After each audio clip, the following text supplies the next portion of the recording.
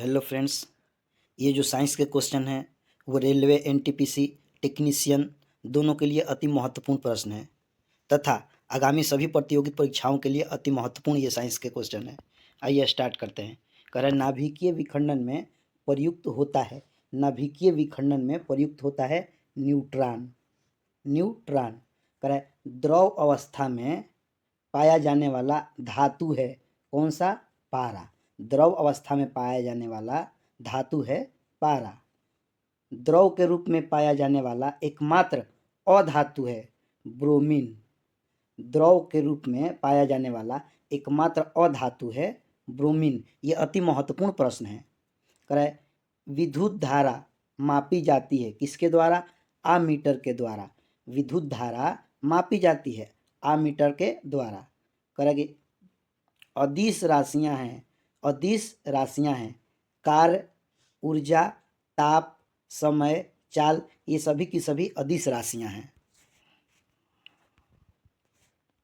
कह रहा है कि सदिश राशियां हैं त्वरण, बल, विस्थापन, संवेग, ये सभी सदिश राशियां हैं। कह रहा है कि शुष्क बर्फ है तो ठोस कार्बन डाइऑक्साइड, ठोस कार्बन डाइऑक्साइड को शुष्क बर्फ कहा जाता है। कह रहा है कि तत्व का सबसे छोटा कण या भाग है परमाणु। तत्व का सबसे छोटा कण या भाग है परमाणु। कह रहा है कि रासायनिक यौगिक का सबसे छोटा यूनिट कौन सा है? रासायनिक यौगिक का सबसे छोटा यूनिट अणु। कह रहा परमाणु के 3 मौलिक कण हैं, कौन कौन से हैं? तो इलेक्ट्रॉन, प्रोटॉन और न्यूट्रॉन, यानी इलेक्ट्रॉन, प्रोटॉन और न्यूट्रॉन से मिलकर परमाणु बना हुआ है। कह रहा कि इलेक्ट्रॉन की खोज की थी जे थॉमसन ने। इलेक्ट्रॉन की खोज जे थॉमसन, प्रोटॉन की खोज गोल्डस्टीन एवं न्यूट्रॉन की खोज जेम्स चैडविक। अगर इन तीनों को याद करना होगा तो कैसे याद करेंगे? ईट पग नाच, ईट पग नाच, यानी ई से इलेक्ट्रॉन और ट से थॉमसन, यानी ईट, पग प से प्रोटॉन और ग से गोल्डस्टीन, न से न्यूट्रॉन और च से चैडविक, यानी ईट पग नाच। इलेक्ट्रॉन की खोज जे थॉमसन, प्रोटॉन की खोज गोल्डस्टीन और न्यूट्रॉन की खोज जेम्स चैडविक। ईट पग नाच। इलेक्ट्रॉन होता है ऋणात्मक कण। इलेक्ट्रॉन कैसा होता है? ऋणावेशित कण। प्रोटॉन होता है धनावेशित कण। इलेक्ट्रॉन, प्रोटॉन और न्यूट्रॉन, न्यूट्रॉन कैसा है? तो एक आवेशहीन कण, यानी ना तो धनात्मक होता है और ना ही ऋणात्मक होता है।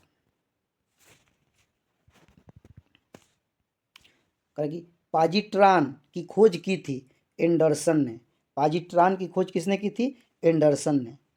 कहा कि इलेक्ट्रॉन त्यागने एवं इलेक्ट्रॉन ग्रहण करने की प्रकृति कहलाती है। तो इलेक्ट्रॉन त्याग करने की प्रवृत्ति ऑक्सीकरण कहलाती है तथा इलेक्ट्रॉन ग्रहण करने की प्रवृत्ति अवकरण कहलाती है। प्रोटॉन का भार इलेक्ट्रॉन के भार का कितना गुना होता है? तो 1840 गुना होता है। वैद्युत अपघटन में ऑक्सीकरण होता है एनोड पर। वैद्युत अपघटन में ऑक्सीकरण होता है एनोड। परमाणु के नाभिक में होता है, परमाणु के नाभिक में प्रोटॉन और न्यूट्रॉन, क्योंकि इलेक्ट्रॉन बाह्यतम कक्षा में या उनकी कक्षा में चक्कर लगाते हैं। तो परमाणु के नाभिक में कौन सा होता है? प्रोटॉन और न्यूट्रॉन, और इलेक्ट्रॉन कक्षा में चक्कर लगाते हैं। एक तत्व के परमाणु में प्रोटॉन या न्यूट्रॉन की संख्या क्या कहलाती है? तो परमाणु संख्या कहलाती है। यानी तत्व में उपस्थित प्रोटॉन की संख्या या इलेक्ट्रॉन की संख्या ही परमाणु संख्या कहलाती है। ऐसा परमाणु जिसके परमाणु क्रमांक समान हो, यानी परमाणु संख्या समान हो, परंतु द्रव्यमान भिन्न भिन्न हो, क्या कहलाते हैं? तो समस्थानिक कहलाते हैं। समस्थानिक कहलाते हैं। ऐसे परमाणु जिनकी द्रव्यमान संख्या समान हो, द्रव्यमान संख्या समान हो, परंतु परमाणु संख्या भिन्न भिन्न हो, क्या कहलाते हैं? तो समभारिक कहलाते हैं, यानी भार में समान हो, यानी द्रव्यमान संख्या समान हो। करेगी आधुनिक आवर्त सारणी प्रस्तुत किया मेंडलीफ ने। आवर्त सारणी के उद्ग्रह एवं क्षैतिज स्तंभ को कहते हैं। तो वर्ग यानी ग्रुप जो इस तरह होते हैं उनको क्या कहेंगे? वर्ग यानी ग्रुप। और जो इस तरह है क्षैतिज रूप से हैं उन्हें क्या कहेंगे? आवर्त।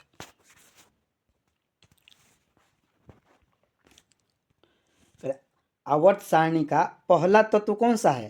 तो हाइड्रोजन आवर्त सारणी का पहला तत्व है।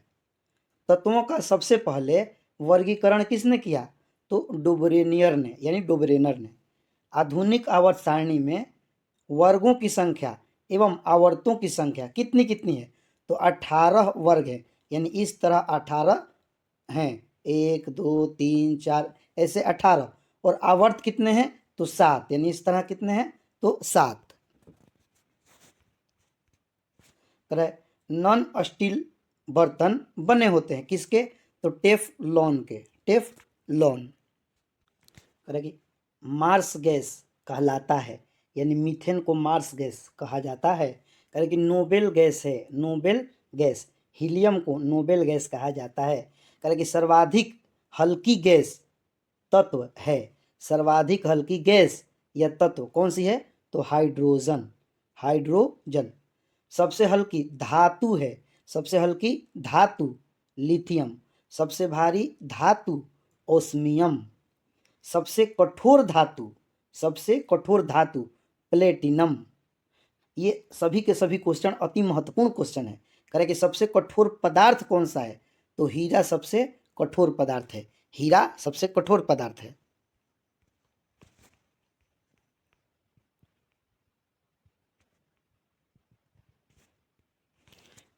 सर्वाधिक प्रत्यास्थ धातु है स्टील।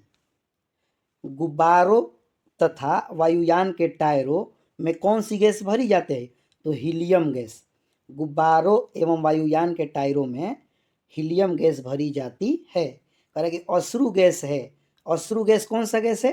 तो क्लोरो एसिटोफिनोन, क्लोरो एसिटोफिनोन। हंसने वाली गैस है, हंसने वाली गैस है तो nitrous oxide, nitrous oxide N2O को हंसने वाली गैस कहा जाता है। करेगी जल की अस्थायी कठोरता का कारण है कैल्शियम एवं मैग्नीशियम के बाइकार्बोनेट के घुले रहना। जल की अस्थायी कठोरता का कारण है कैल्शियम एवं मैग्नीशियम के बाइकार्बोनेट का घुले रहना। जल की अस्थायी कठोरता का कारण है कैल्शियम और मैग्नीशियम के सल्फेट का घुले रहना। जल में अस्थायी कठोरता का कारण है कैल्शियम एवं मैग्नीशियम के सल्फेट के घुले रहना। करेगी जल की अस्थायी तथा अस्थायी कठोरता को दूर किया जाता है। जल की अस्थायी तथा अस्थायी कठोरता दूर होती है जल में सोडियम कार्बोनेट मिलाकर। जल में सोडियम कार्बोनेट मिलाकर जल की अस्थायी एवं अस्थायी कठोरता को दूर किया जाता है। शुद्ध रूप यानी जल का शुद्ध रूप कौन सा है? तो वर्षा का जल। भारी जल D2O यानी ड्यूटेरियम ऑक्साइड का अणुभार है 20। यानी कि भारी जल का रासायनिक नाम है ड्यूटेरियम ऑक्साइड यानी D2O, जिसकी खोज 1932 ईस्वी में, यानी भारी जल ड्यूटेरियम ऑक्साइड D2O की खोज 1932 ईस्वी में यूरे एवं वासबर्न ने किया था। कृत्रिम वर्षा के लिए उपयोग में लाया जाता है सिल्वर आयोडाइड।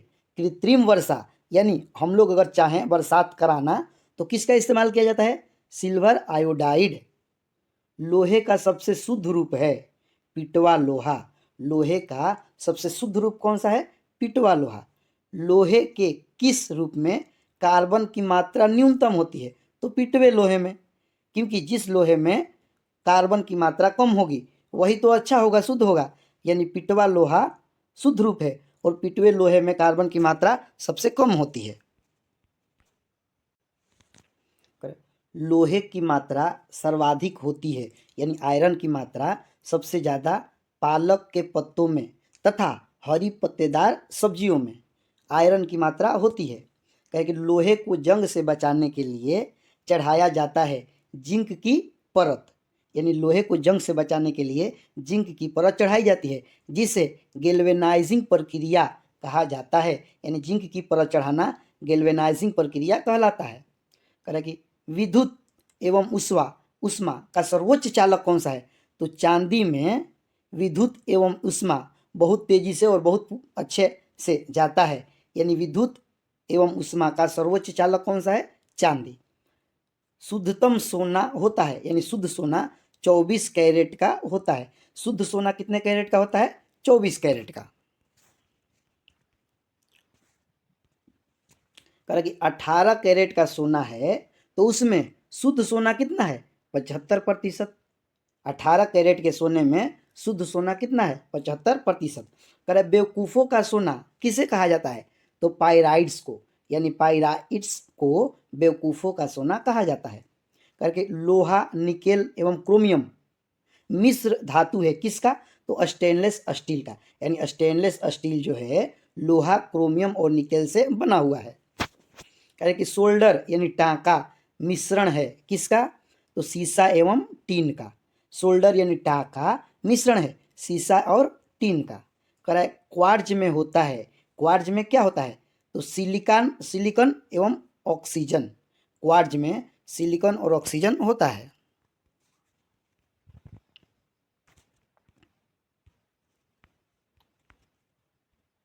कह रहा कि प्राकृतिक रबर बहुलक है किसका? तो आइसोप्रीन का। प्राकृतिक रबर आइसोप्रीन का बहुलक है। सबसे उच्चतम किस्म का कोयला कौन सा है? तो एंथ्रासाइड जो है सबसे उच्चतम किस्म का कोयला है। कांसा मिश्र धातु है किसका? तो तांबा व टीन का। तांबा व टीन का। इसको कैसे याद करेंगे? का ता टी, का ता टी, यानी कांसा, तांबा और टीन, यानी कांसा जो है तांबा और टीन का मिश्र धातु है। कह रहा है कि कच्चे फल को पकाने के लिए किसका प्रयोग किया जाता है?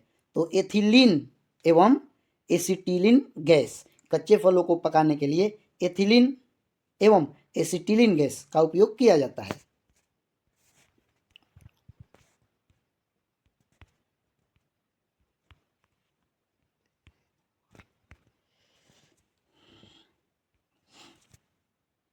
लोहे को इस्पात में बदलने के लिए मिलाया जाता है। लोहे को इस्पात में बदलने के लिए क्या मिलाया जाता है? निकेल धातु। करेगी कैमरा, दूरबीन के लेंस, विद्युत बल्ब तथा धूप चश्मे में प्रयोग किया जाता है किसका? तो फ्लिंट कांच का। फ्लिंट कांच पारा का प्रमुख अयस्क है। सीने बार, यानी सीने बार जो है पारा का प्रमुख अयस्क है। करें कैल्शियम, पोटेशियम, कैडमियम का अयस्क है क्रमशः, यानी कैल्शियम का अयस्क है डोलोमाइट, पोटेशियम नाइटर एवं कैडमियम ग्रीनोकाइट। करेगी बर्फ का द्रवणांक एवं हिमांक होता है 0 डिग्री सेल्सियस। बर्फ का द्रवणांक एवं हिमांक होता है 0 डिग्री सेल्सियस। करेगी एलपीजी में गंध के लिए मिलाया जाता है। तो एलपीजी में गंध के लिए क्या मिलाया जाता है? मिथाइल मारकॉप्टेन। एलपीजी में गंध के लिए सल्फर के यौगिक मिथाइल मारकॉप्टेन मिलाया जाता है। एक मोल बराबर क्या? तो 6.023 इंटू 10 के पावर 23। एक मोल बराबर 6.023 इंटू 10 के पावर 23। एक एवोग्राडो संख्या बराबर है, एक एवोग्राडो संख्या 6.023 इंटू 10 के पावर 23। हीरा का अपेक्षिक घनत्व एवं अपवर्तनांक होता है। तो हीरा का अपेक्षिक घनत्व 2.2 एवं हीरा का अपवर्तनांक 2.417 यानी 2.4 होता है। अरे कि रिएक्टर में नियंत्रक छड़ के रूप में प्रयोग किया जाता है किसका? तो कैडमियम या बोरान की छड़। रिएक्टर में नियंत्रक छड़ के रूप में किसका प्रयोग किया जाता है? कैडमियम का या बोरान की छड़ का। करें कि अर्धचालक के उदाहरण है, तो कार्बन अर्धचालक का उदाहरण है, सिलिकॉन भी अर्धचालक का उदाहरण है और जर्मेनियम भी अर्धचालक का उदाहरण है। करें अर्धचालक पर ताप का क्या प्रभाव पड़ता है? तो ताप बढ़ने पर चालकता बढ़ती है, ताप बढ़ने पर अर्धचालक की चालकता बढ़ती है और ताप घटने पर अर्धचालक की चालकता घटती है।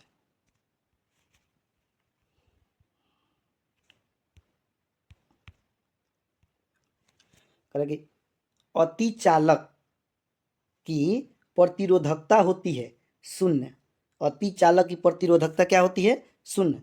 करेंगे सोडा वाटर विलियम है गैस द्रव का, गैस द्रव का। करेंगे अम्लों का राजा किसे कहा जाता है? H2SO4 को अम्लों का राजा कहा जाता है। करेंगे ठोसों में ऊष्मा का संचार होता है चालन विधि से, चालन विधि के द्वारा।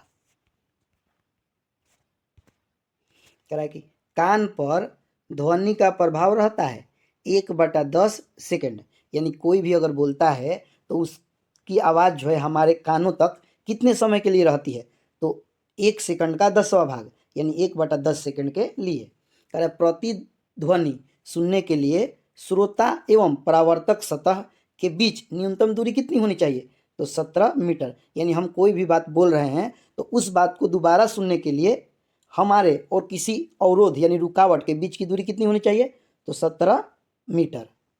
करेगी अनुप्रस्थ तरंग का उदाहरण है प्रकाश तरंग और अनुदैर्घ्य तरंग का उदाहरण है ध्वनि तरंग। अब कैसे याद करेंगे? तो ये प्रकाश तरंग है, प्रकाश प्र आ रहा है ना, तो यहाँ भी याद करेंगे प्र यानी प्रकाश तरंग है, प्रकाश तरंग प्रस्थ तरंग है यानी अनुप्रस्थ तरंग है।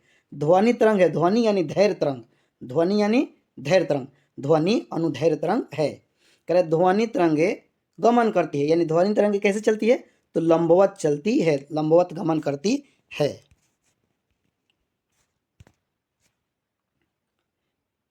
मनुष्य नहीं सुन सकता पराश्रव तरंगों को।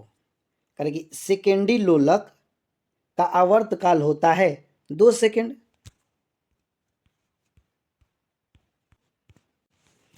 मानव नेत्र की स्पष्ट दर्शक की न्यूनतम दूरी होती है 25 सेंटीमीटर।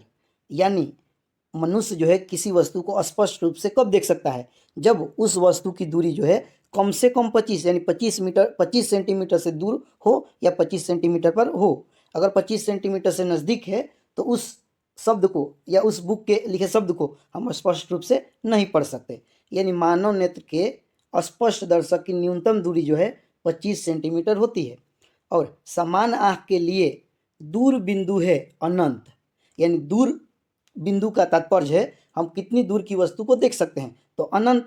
यानी हम चांद को भी देख सकते हैं, सूरज को भी देख सकते हैं, तारों को भी देख सकते हैं, यानी अनंत।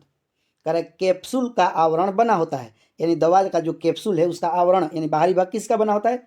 स्टार्च का। कह रहा कि अंडे का आवरण यानी अंडे का बाहरी भाग किसका बना होता है? तो कैल्शियम कार्बोनेट का, कैल्शियम कार्बोनेट।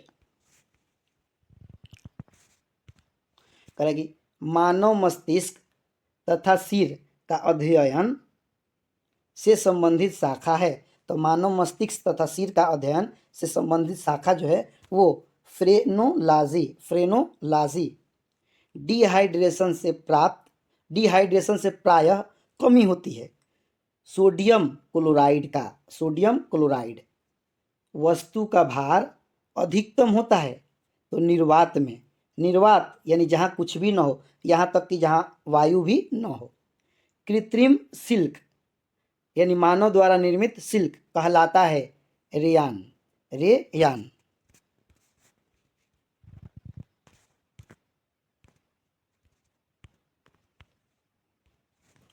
करेगी आम का वैज्ञानिक नाम है, आम का वैज्ञानिक नाम तो मैंजीफेरा इंडिका, मैंजीफेरा इंडिका। क्योंकि रेफ्रिजरेटर में जल को ठंडा करने के लिए प्रयोग किया जाता है तो अमोनियम गैस का। रेफ्रिजरेटर के आविष्कारक हैं जेम्स हैरिसन। रेफ्रिजरेटर के आविष्कारक कौन है? James Harrison. रेफ्रिजरेटर में एक समान ताप को बनाए रखता है थर्मोस्टेट। थर्मोस्टेट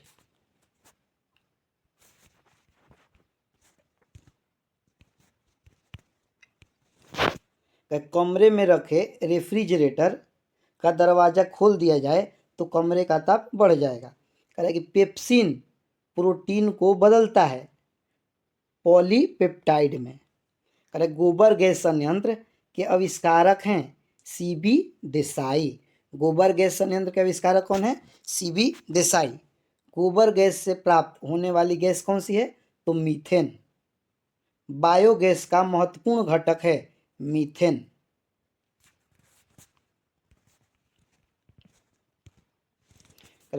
सोडा वाटर बनाने के लिए प्रयुक्त होता है कार्बन डाइऑक्साइड यानी CO2। कह कि सभी गैस शून्य आयतन घेरेगी तो -273 डिग्री सेल्सियस पर परम शून्य ताप का मान होता है -273.15 यानी लगभग -273 डिग्री सेल्सियस परम शून्य ताप।